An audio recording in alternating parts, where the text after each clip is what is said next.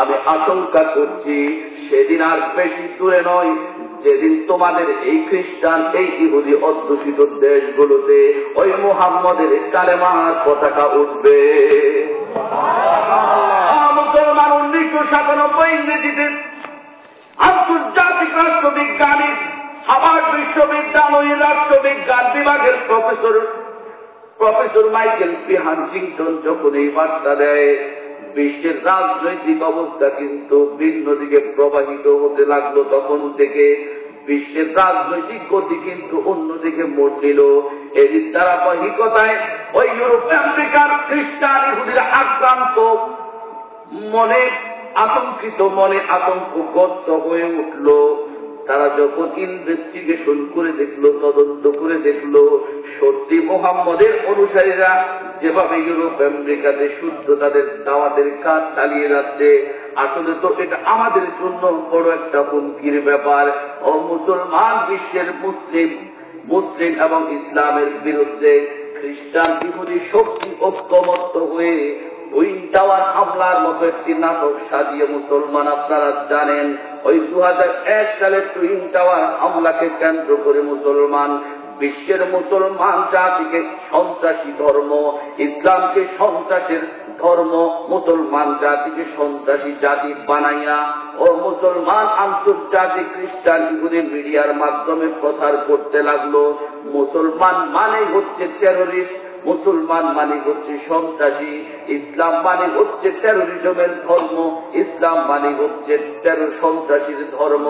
অমুসলমান বিশ্বের খ্রিস্টান ইহুদিদের পত্রিকাগুলোর পাতায় পাতায় যখন শিরোনাম হিসেবে আসতে লাগলো, দুঃখজনক ভাবে, অত্যন্ত দুঃখজনক ভাবে বলতে হয়, ওই খ্রিস্টান ইহুদিরা মুসলমান এবং ইসলামকে পৃথিবীর জমিন থেকে নিঃশেষ করে দেবার জন্য, ইসলামের প্রদীপগুলোকে নিভিয়ে দেওয়ার জন্য যখন এমন একটি ঘৃণ্য হীন ষড়যন্ত্রে লিপ্ত হলো, তাদের সাথে দুঃখজনক ভাবে খ্রিস্টান ইহুদিদের টাকার পাগল হয়ে, খ্রিস্টান ইহুদিদের টাকার নাচের পুতুলকে যে মুসলমানের কত সন্তানও কিন্তু এই 92% মুসলমানের বাংলার জমিনে সাংবাদিক পরিচয়ে ওই খ্রিস্টান ইহুদের দালালিতে মেতে উঠেছে।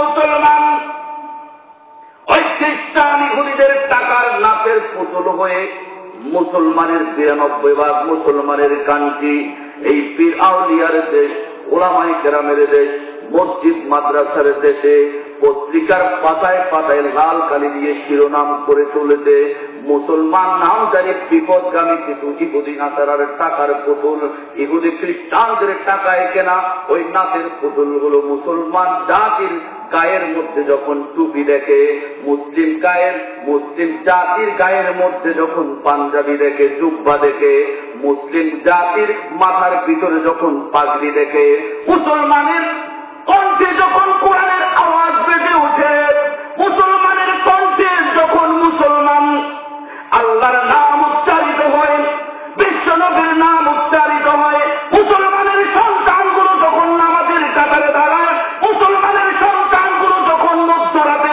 ভোর রাতে, শেষ রাতে তাহাজ্জুদের নামাজ পড়ার জন্য মাদ্রাসাগুলোকে গরম করে ওঠে, তখন ওই খ্রিস্টান ইহুদিদের টাকার নাচের পুতুলগুলো, এদেশের সাংবাদিক পরিচয়ধারী ওই সমস্ত টাকায় কেনা গোলামগুলো, খ্রিস্টান ইহুদির নাসারার দালালগুলো ওই মুসলিম মাদ্রাসাগুলোতে, মুসলমানদের মাদ্রাসাগুলোতে কিন্তু সেখানে জঙ্গিবাদ, উগ্রবাদের গন্ধ খোঁজে।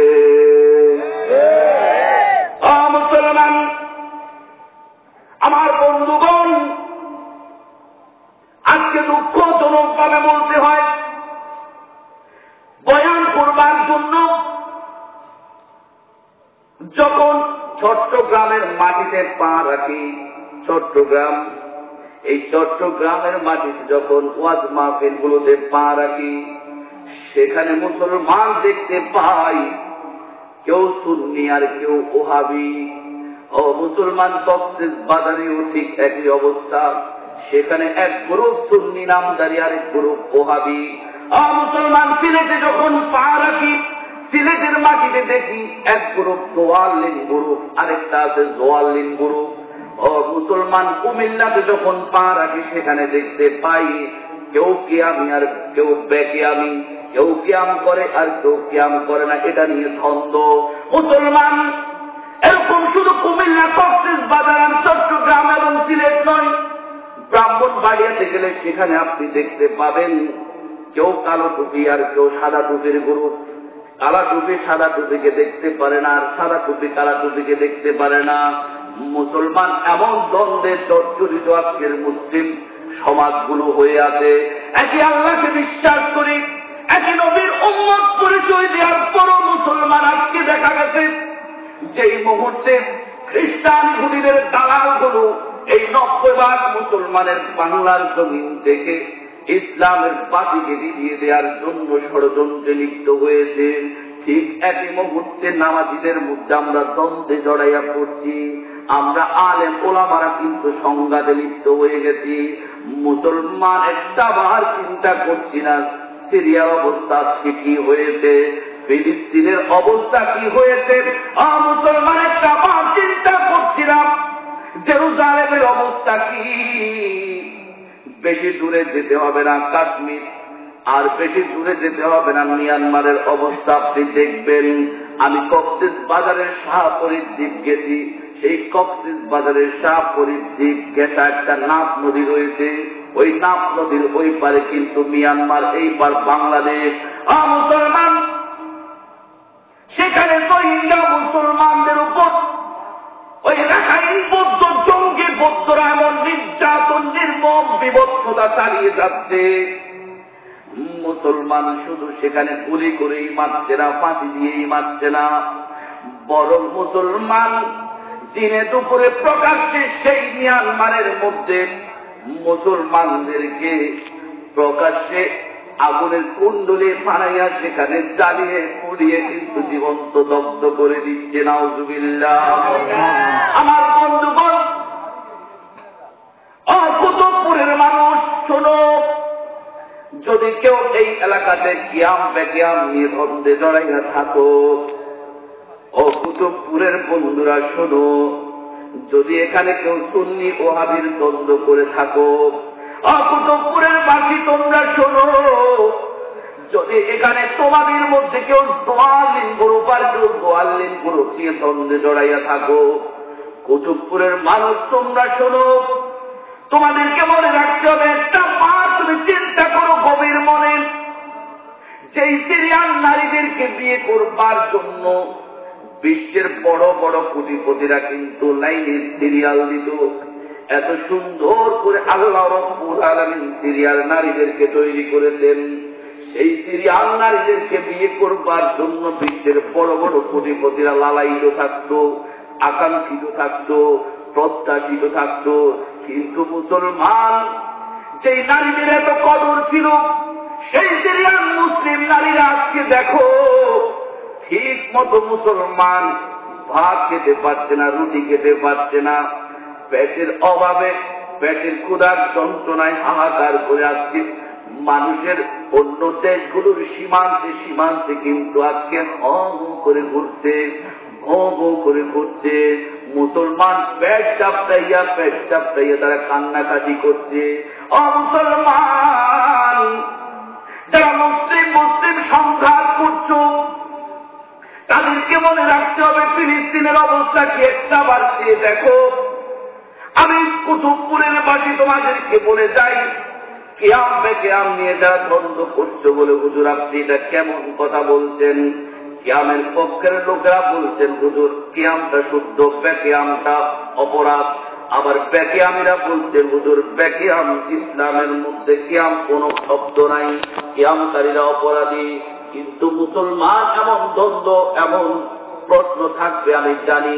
অত্যন্ত হিম্মতের সাথে আপনাদের সম্মুখে অত্যন্ত চ্যালেঞ্জিং অবস্থায় একটি হাদিস পাঠ করেছিল, রাসূলুল্লাহ সাল্লাল্লাহু আলাইহি সাল্লামের পবিত্র জবান মোবারক দিয়ে বের হয়েছিল, যেই হাদিস একটু পরেই বলছি। তার আগে বলছি মুসলমান ফিলিস্তিনের দিকে আপনি চেয়ে দেখেন, দৃষ্টিপাত করেন।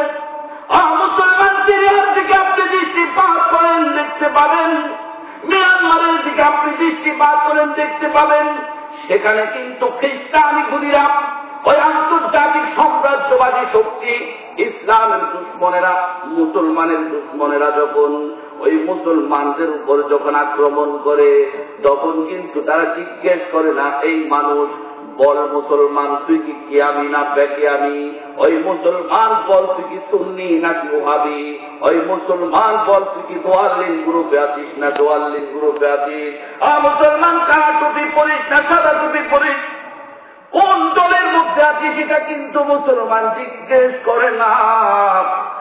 বরং যদি মুসলমান পরিচয় পায়, লাইনে লাইনে কাতারে কাতারে দাঁড়াইয়া মুসলমান নিরীহ ওই সিরিয়ান শিশু নারীদের বুকে, ওই ফিলিস্তিনের নিরীহ শিশু নারীদের বুকে, ও মুসলমান আফগানিস্তান লিবিয়ার মতো দেশগুলোকে ধ্বংস করে দিয়েছে এমন করে, ও মুসলমান ইরাকি নারীদের বুকে, শিশুদের বুকে, মুসলমান পৃথিবীর প্রত্যেকটি নির্যাতিত মুসলিম কান্ট্রির দিকে যদি আপনি গভীর দৃষ্টিপাত করেন, সেখানে দেখতে পাবেন খ্রিস্টান ইহুদিরা, আন্তর্জাতিক জঙ্গি গোষ্ঠীগুলো সেখানে কিন্তু মুসলিম শব্দটা শুনলেই বুকের মধ্যে ক্লাসিনকভ রাইফেল আর AK-47 রাইফেলের গুলি ছুড়ে দিচ্ছে, ঠিক কিনা? আমার বন্ধুগণ, অনেকের মনে প্রশ্ন জাগবে, হুজুর যদি কিয়াম বেকিয়াম নিয়ে আপনি কথা বলেন, যদি ওয়াহাবি সুন্নি নিয়ে আপনি কথা বলেন, হুজুর আপনি যদি অন্য অন্য মতবাদ বিষয়ে কথা বলেন, তাহলে অত্যন্ত জটিল একটি বিষয় কিন্তু আপনি উপস্থাপন করতে যাচ্ছেন, হুঁশিয়ারে কথা বলবেন। এমন এমন শব্দ, এমন এমন শব্দগুলো কিন্তু ওই মুসলমান মৃদু মৃদুভাবে অনেকের অন্তরে অন্তরে কিন্তু জল্পনা কল্পনা হচ্ছে, আমি জানি। কিন্তু মুসলমান,